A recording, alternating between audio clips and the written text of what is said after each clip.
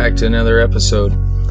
So this episode's kind of a little backstory about myself and how I got with QGA and then how the Covey became the Covey.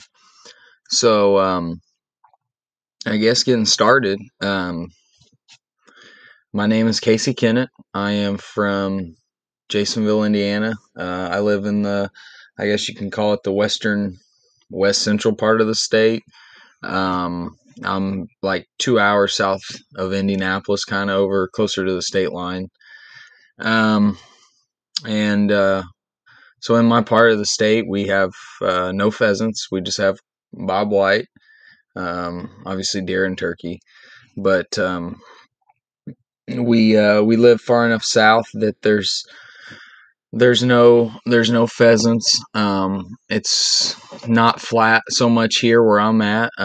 We're getting into coal country and a lot of stripper hills and valleys and things like that. So I do live in a farming community, but I live in a very wooded area and, like I said, a lot of stripper hills and things like that. It's not so much like the northern part of the state, or it don't take long from where I'm at to start driving north, and within an hour it's getting pretty flat and open.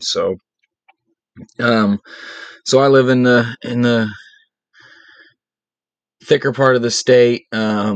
We chase quail and obviously in fields and open prairies and things like that. But we also find them deep in the woods and in the stripper hills and in the thick honeysuckle. So it can be some tough hunting sometimes.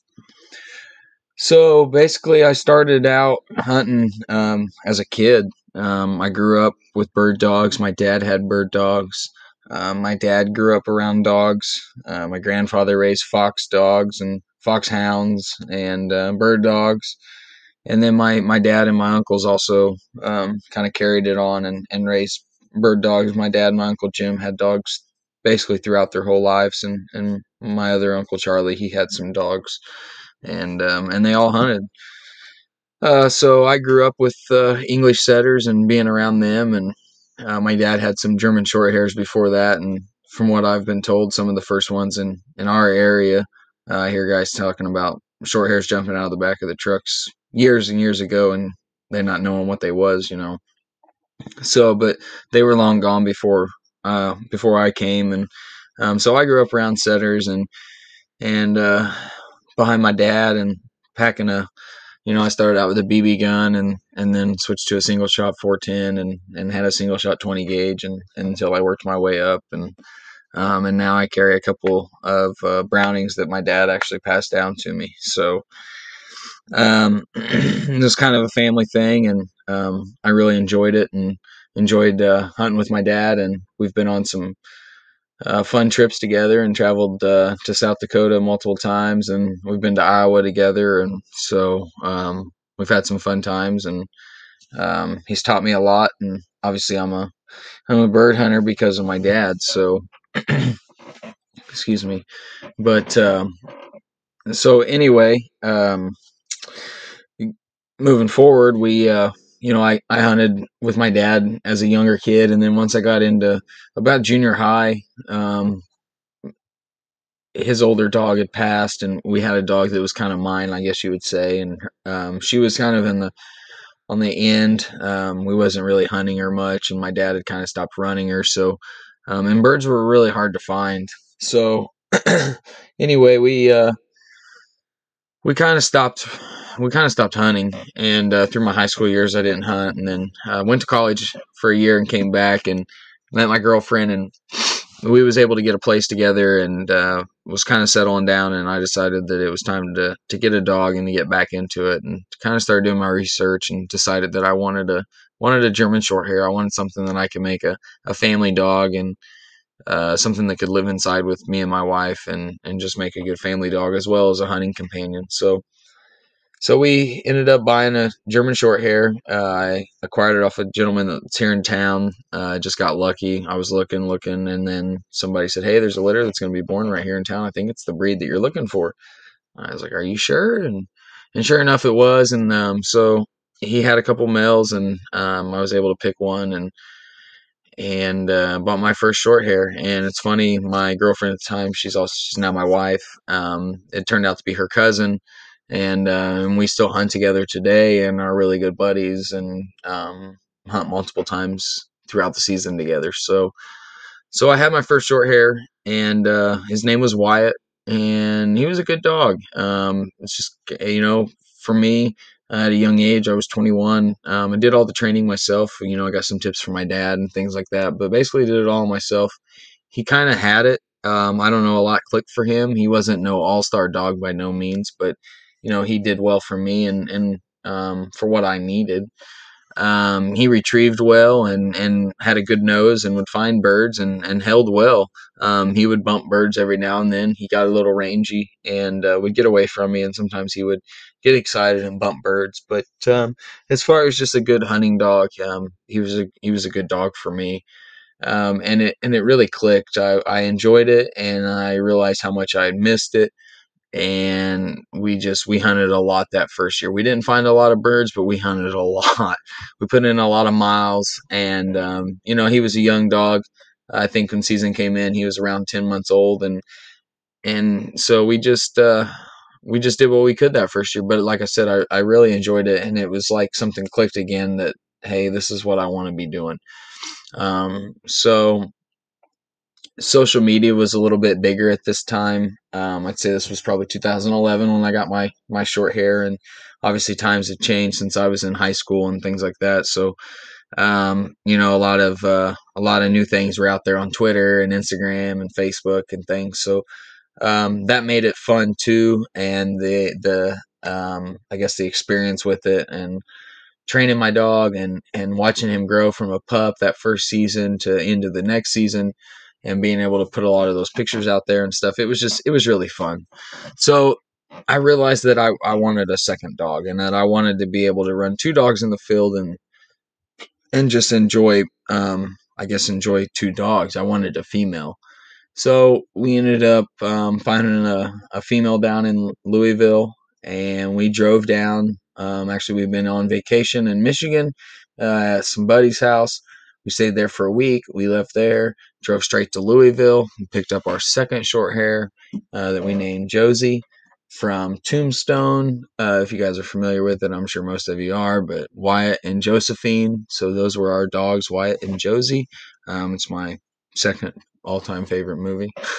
So those were my two short hairs, and it just, when Josie was, I don't know, probably 10 or 11 months old, probably about the same age as Wyatt, when that first season rolled around, and we just went with it, and he just started hunting them both, and it was great. So Wyatt had a little bit of a run to him. He liked to reach out, whereas Josie kind of stayed in close and hunted, closer into me, like a I guess what you would say a true short hair does, and stayed in real close. 30 yards or so, whereas Wyatt would like to reach out, whereas now so much I don't like that. But at that time, I didn't know no better, and being with a lot of setters, that was just that was what I was accustomed to, I guess you would say. So anyway, we were putting in a lot of miles. We did a lot of hunting. No kids. My wife would go with me, and we would just hunt. I would work throughout the week most of the time, and then on the weekends or any days that I had off, I would spend at some public ground that's really close here to home, and I mean it's within 5 minutes of my house, and we was able to hunt that. But it is public ground, and it gets hunted, so it was tough to find birds. But I've hunted it a long time, and hunted it with my dad, and know where there's some birds at. And I'm fortunate enough that since I live here, I get to put some miles in, and I know where the birds are at, and we don't take them all. And if there's not enough there, we won't shoot into them. But it's always good dog work, and we know that they're there.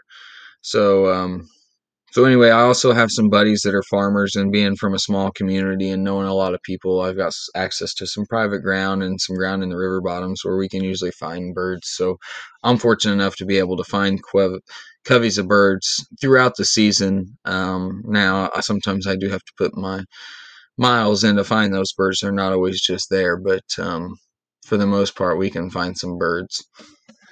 But like I said, we started hunting and hunted as much as we could.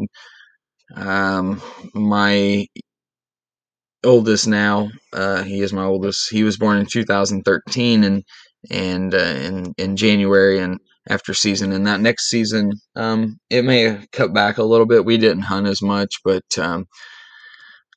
we still hunted, and the following season we were right back at it. Um, and so now, as I'm starting to get into it more, I'm realizing that I'm wanting a new dog, and I'm wanting something that's, I guess we're never satisfied, and I was satisfied with Wyatt, I guess, but I was just, we're always looking for something else, or I guess I was seeing what other people had, and I just wanted to be comfortable with the dog that I had, and I wanted to be able to have a dog and to be able to take him anywhere or her anywhere and hunt with them and feel comfortable and not worry about anything or put myself or my dog in any kind of situation that would embarrass me or just do any harm, I guess, to a hunt. So we started looking for a dog, and I wanted a female. And actually, my wife came across the litter that was pretty close to home, and we went and looked at them, and was just going to look at them, and came home with our third German short hair, our third German short hair that we named Lexi. And Lexi's kind of where it's all really taken off, I guess you would say. Wyatt was the start of everything, and Josie was the push, and now Lexi is the the results, maybe. She's the start of where we're at. Um, we bought Josie home, or excuse me, we brought Lexi home. Everybody's excited. The other two dogs were actually living in kennels outside. We decided to let Lexi live indoors. Everybody was just excited. It was a great feeling. And we come home 2 days later that Friday and found Wyatt dead. We don't know what happened, but it was crazy. With life comes death, and it was pretty heartbreaking. I took it hard. We all took it hard, me especially, but it was tough, and we were all excited about having this new puppy, and then 2 days later we lose our big male that was just, he was everything. So that next season, I did not hunt Lexi. She wasn't ready to go yet, and we actually had her had a training session set up for her after season starting early spring. So we just opted out of hunting her that first season that we had her, and ran Josie, and just kind of ended it off with Josie. She's getting older. She don't have a lot of run to her anymore, and we just kind of made that her last season. We hunted her a few times with Lexi, but for the most part, that first season that Lexi was here, and Wyatt was gone, we just hunted Josie, and it was just kind of a farewell thing. She was kind of, it was kind of where the red fern grows, kind of thing. Josie was, you could tell her heart was broken when Wyatt was gone, and she's changed. So we the following year, I got Lexi, and like I said, this is where it's really taken off. She's a great dog. She's not no champion dog or nothing. She don't have any medals or anything like that. We just hunt. We hunt for fun, and she does a great job of it. I love how she hunts around here. She hunts close to me. She has a great retrieve. She's got a good range on her, and I'm impressed with how she does. We have hunted pheasants, and I love how she hunts pheasants, and she kind of switches almost over into lab. I almost feel like she's a really good tracker, and she's not afraid to track a pheasant that's running, and I'm really impressed with her, and I like how she's turned out. So, but birds are still hard to find, and they have been. And like I said, we've got some places to find those birds. But if you can't find them, we'll go hit in some random spots, and we'll just walk and walk and walk. And I've put in 12 miles before in a weekend and not found a covey of birds. And I've put in 12 miles before and found one covey of birds. So it's tough. And this past year, actually in 2021, we found broods were bigger. Our coveys were a lot bigger. So that's good. Hopefully this next year will be just as good. Our winter was somewhat mild. As long as we have a good spring and get some good broods in again, I think we'll have another good season this coming year. But going back a few years, we're still struggling, and I'm at a it's in the middle of the winter. It's January. I'm at a soil and water conference meeting with my wife, and she's down. She's working, and she's down getting ready for a meeting. And she runs into a guy, and she comes back up to the room, and she tells me that she's met this guy, and he's down there talking. Says he's got dogs, or he's a bird hunter, and he's a part of this organization, and he's making fun of my dogs. Obviously, I got short hairs, and you cut the tail off of them, you cut the brain out. So she says he wants to talk to you, and I said okay. So I go down there and talk to him, and his name is Jerry Johnson. He's the regional director of the Quail and Upland Game Alliance. So we get to talking hunting, we get to talking dogs, and I tell him about myself, and he says, would you be interested in joining or like starting a chapter? We don't have a chapter near you, but there's one. There's actually one about an hour and a half south of me, but there's not one in your area. Would you be interested in starting one? So we talked it over, and I don't know. I wasn't. It just wasn't my thing right off the bat. I didn't know. I didn't know how it would go over and how I felt about being the one starting it, and so on and so on. So anyway, I took all of his information. He gave me some pamphlets. We talked a little bit, and that was that.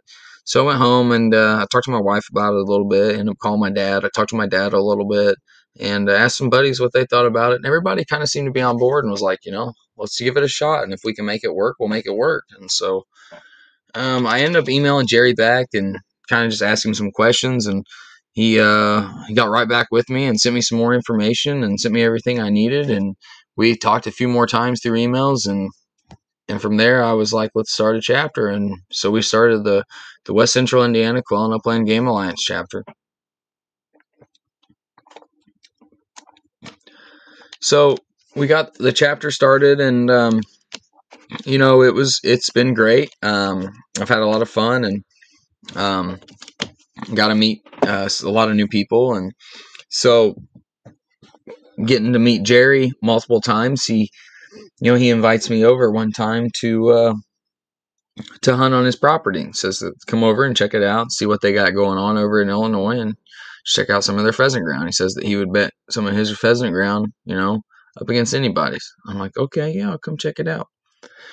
So we go over there last year, or 2 years ago, excuse me, me and a buddy, and took our dogs, and I'm telling you what, it was some phenomenal hunting. Just we hunted some CRP ground, we hunted some Quail and Upland Game Alliance. It was all Quail and Upland Game Alliance managed ground, and we saw a lot of birds. The amount of pheasants that we saw was unbelievable. So decided to go back the next year, and it was the same thing. I mean, the amount of birds that we saw was just unbelievable. We saw some rabbits. We saw the biggest covey of quail that I've ever saw in my life, probably. Just some, he's doing a really good job, with his habitat work over there, and his prairies and his food plots, and buffers around fields. And I mean, it's unbelievable. And the amount of birds that's right there in central Illinois it's unbelievable too. And people will tell you that there's no birds there, and birds are hard to find in central Indiana. They really are. And I don't know, there's birds there, I'm telling you. And I've saw them, and there's quail there, and there's rabbits there, and they've got a good deer. I know they've got turkey. They don't take nothing less on this property over in the Quail and Upland Game Alliance properties that are in Logan County. If it's 150 or above, you can take it. If it's anything less, it stays. so they're managing their deer, and they're doing a lot of good things over there, and like I said, their quail and their pheasant numbers are phenomenal. And I mean, don't get me wrong, I love the experience of going to the Dakotas. I love going to Iowa. I really love going to the Dakotas, but it's a really far drive, and to go over and hang out with some buddies that's 3 hours away, and I've shot my limit every single time except for once over there. It's just, you cannot beat it. So it's a great time. It's good hospitality, and I love it over there. So kind of getting with that and meeting some of these people over there, and going to some banquets with the Quail and Upland Game Alliance, and just meeting some people through that. Um, and what Jerry's doing in Illinois, and there's some other chapters over there too. I mean, there's places in Southern Illinois that got chapters that they're kicking up 4 or 5 covey a quail a day. I mean, that's great. There's a chapter in Southern Illinois that's got a lot of ground that they lease. That's just, I mean, from what I've been told, it's great hunting for everything. I mean, you can go there and hunt deer, turkey, squirrel. They got quail. They got rabbits. They've got places for guys to go fish. I mean, it's just, it's good ground from what I've been told, and it's managed right. So with that, I thought of the idea of the Covey.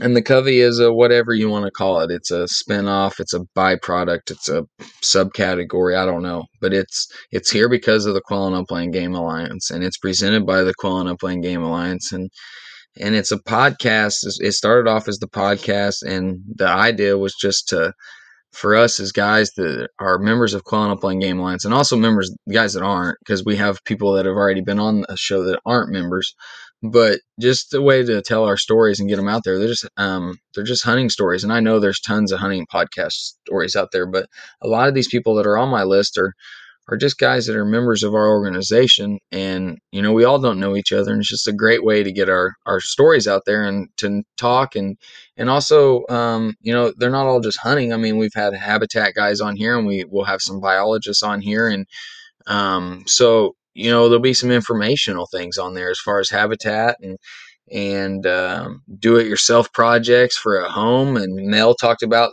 building some quail condos, as he calls them, on your property. That's great that you can do that on your own property. Just all you need is some old pallets. So, things like that. It's just an informational thing and a fun thing and a way for us all to connect as an organization, but also to maybe find some new people and get some new members. And from that, maybe start some new chapters. So starting the Covey, we started the podcast, and then it's like, okay, well, we have this podcast and we need to promote it, so we're going to need a Facebook page. So we started the Covey Facebook page, and with the Covey Facebook page, we've started an Instagram account, and we've also started a Twitter account, and then we have a YouTube channel where we can put all of the podcasts on there, as well as any hunting information, hunting informational videos, or do-it-yourself projects like Mel's pallets of building quail condos, or just some hunting videos of some guys out turkey hunting or deer hunting or pheasant hunting or quail hunting, or anything. So unfortunately, we started everything right after the end of season last year, so as far as a lot of our videos that go, we won't have much until come fall. We may be fortunate enough to get some turkey hunts in here soon, and would love to have some of those put on the YouTube channel and on Facebook and everything. But yeah, starting this fall, it'll be great, and that's what they're for. They're for all of us guys to get our pictures out there and just show what we're doing, and I guess a way to advertise, but a way to have fun. I've met a lot of great people over the years on the internet, as far as Instagram and Twitter, and people that are just they're great guys in my eyes as far as in the hunting community, um, and so there's guys that I don't know that are part of the Quail and Upland Game Alliance that I want to get to know, and I've met guys already, and they're great guys, and we all have a lot of common interests, and the main one is the outdoors and conservation. So that's what this is all about, and we got some big things coming in the future. Me and a couple guys got together, and we've planned some things, and I can't wait to see what happens, and it's going to be fun. And like I said, it's exciting, and it's big things. So look forward to those come this fall, and maybe next spring. But they're in the making, that's for sure. And it's going to take some time and some effort, but that's what we want, and that's what we're here for. So we're going to make this work. So going further, we'll have some more episodes coming out here soon. I got a couple on here to talk hunting, and she travels all over and does some pretty big things, it sounds like, in the hunting world. And she just started a new company that she's launching, and so we'll have her on here to talk about all of her adventures and what she's got going on, and her new business, and maybe she can tell us a little bit about that. So um, with that, guys, thanks for joining me this evening. This episode's a little shorter than normal, but just kind of was giving a little backstory on myself, and also on the Covey, and just kind of what we got going on, and where we plan to be in the future. So this is just the beginning for us, and